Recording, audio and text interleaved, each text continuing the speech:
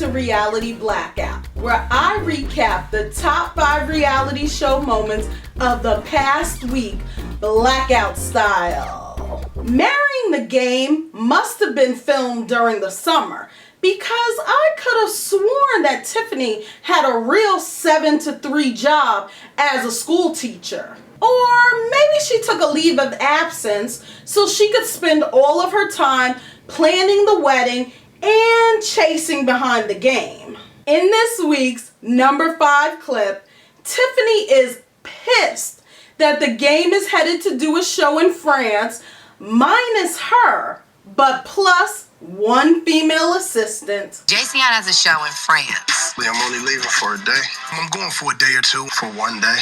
I gotta go get this money, man. I'm coming right back. I'm going to make some money to take care of you. It's just one day. I don't understand what the big deal is. Yeah. I should be at the top of the Eiffel Tower. Going to Paris would be perfect for us. I asked you, could I go on the trip? Didn't book me on the flight. She should have made an executive decision and she should have just gone. I need to know who's around my man. Who is Alyssa? Alyssa? Was Alyssa my assistant? My assistant. What the you need assistance with for a day? Booked Alyssa on the flight. You're paying for your assistant to go. You're not going on no trip with no assistant. I need to stamp her and give her my approval. He's under the assumption that all women want a man. You gonna take a bitch out of town with you and leave your wife at home? We're 2 weeks away from getting married. Having a female assistant have to do with us getting married in 2 weeks. Jason is not the poster boy for respect. I'm supposed to miss out on $100,000. You're supposed to address what I'm talking about. She's arguing with me about going to do my job. That's not good. You are supposed to be the head of this household. I'm not straying away from my family for nobody. I gotta look into getting me a coordinator.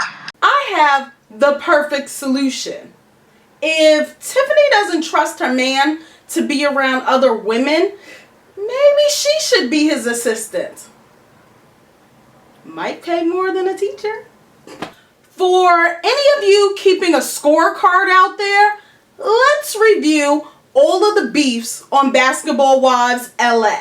Jackie and Laura aren't friends, but kinda sorta friends, like fake friends, frenemies.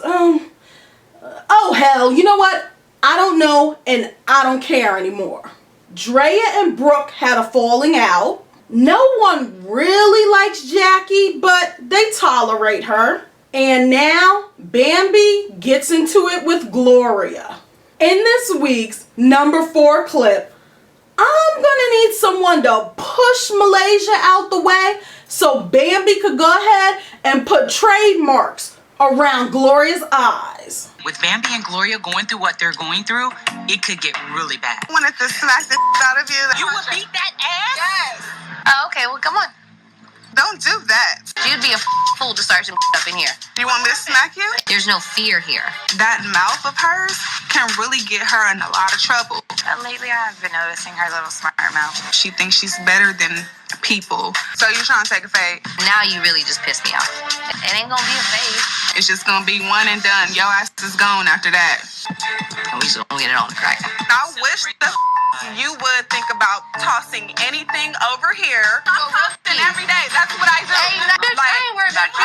These two are going back and forth and arguing, and I don't understand why. I don't like her. This big gum-headed blockhead bitch. I don't like her. A rat face, not neat ass. She's a slut. Gloria's a whole Hood squirrel. She's a rat. Gloria's kind of like a snob. I understand why she try to act bougie. This is big. This is big and it's bad. What are you gonna do about this?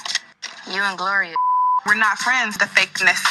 We just don't want to be friends. They should never use the word friend on this show ever again. Y'all are not friends. Is this season ever going to end? Ugh.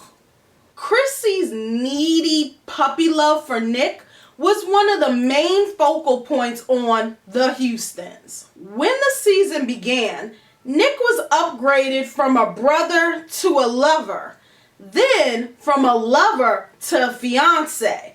And now, as the season ends, Nick has been downgraded once again back to being Chrissy's brother. In this week's number 3 clip, we bear witness to the demise of Chrissy and Nick's relationship. Taking a break from dating may not be the worst thing in the world. Nick and I are taking things very, very, very slowly. Me and Chrissy, just decided that it's best to stick with the relationship that we had. A long time ago, they were brother and sister. I'd rather have him in my life as a brother than not in my life at all. We don't want to lose something that we had for so long. That is your fiance. Her so-called boyfriend. I look at them as them being roommates. Nick and I are gonna live together. It's clear that Chris is not happy with the turn of the relationship. We're gonna make things work. As long as she's happy, I'm fine. As long as he's happy, I'm fine. It's just sad because I've done everything I possibly can. Chrissy is really, really hurting right now. I can't believe this. My mom was a strong woman, and I was raised to be one just like her. My mom was the one. What else would do to make him happy? I'm tired of it. I'm taking it day by day. I never know what's going to happen in the future. I think as a woman, we've all been where Chrissy is, heartbroken and weak. So I feel for her and what she's going through. But I don't think clinging on to Nick and living with him helps the situation any. Loser. User. Chrissy can do 100 times better than Nick. The women of Atlanta better hide their husbands and hide their boyfriends, cause a tigress is on the prowl and she's hunting for a life mate and a future baby daddy. In this week's number 2 clip, we observe the desperate tigress in her natural habitat as she shamelessly flirts with another woman's man in front of her own man. I love to go on double dates with other fabulous couples. It was my first time meeting Apollo. Apollo, he's kind of fine. Look at you looking all. She might want to pump her brakes. Look like a supermodel with the shades on. He is a very attractive man. I can see the bulging muscles from your shirt. Buff and everything. She is breaking some cardinal rules. I like it. You look like Tyson Beckford or some supermodel.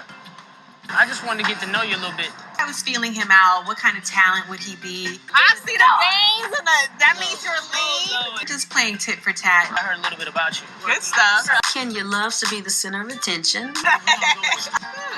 She might want to pump her brakes.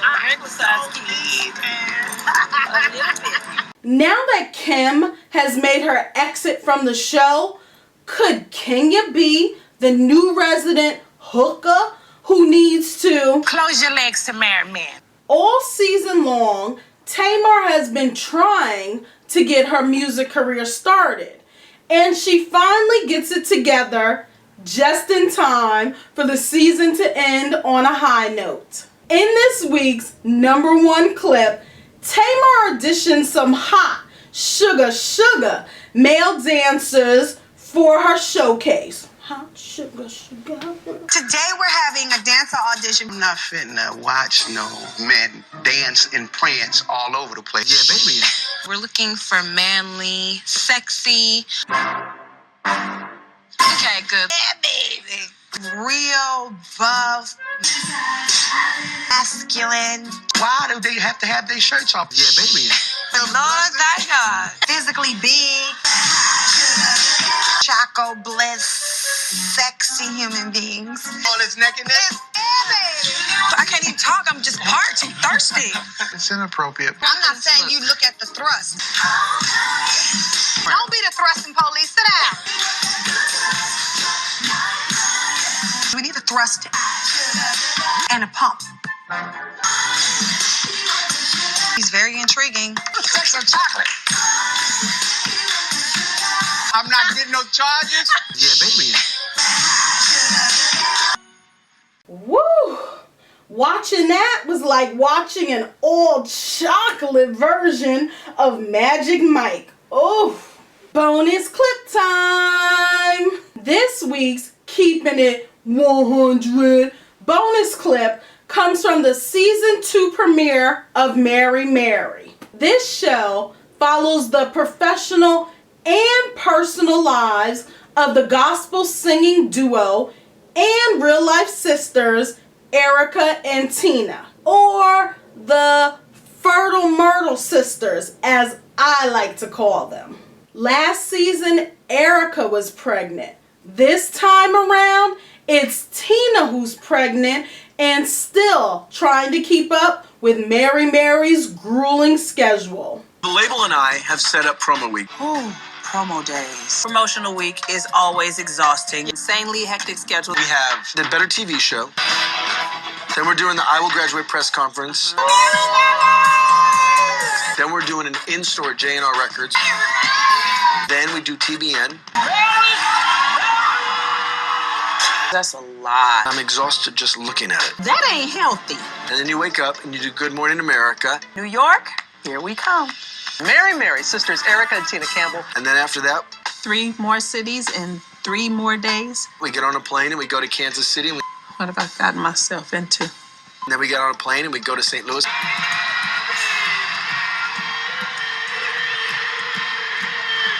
Let's make it happen. When one of the Marys are pregnant, as Tina is, whoever's not pregnant has to take up the slack. When I'm on stage, I forget that I'm pregnant. I give it all I got. It's like you're looking through a telescope.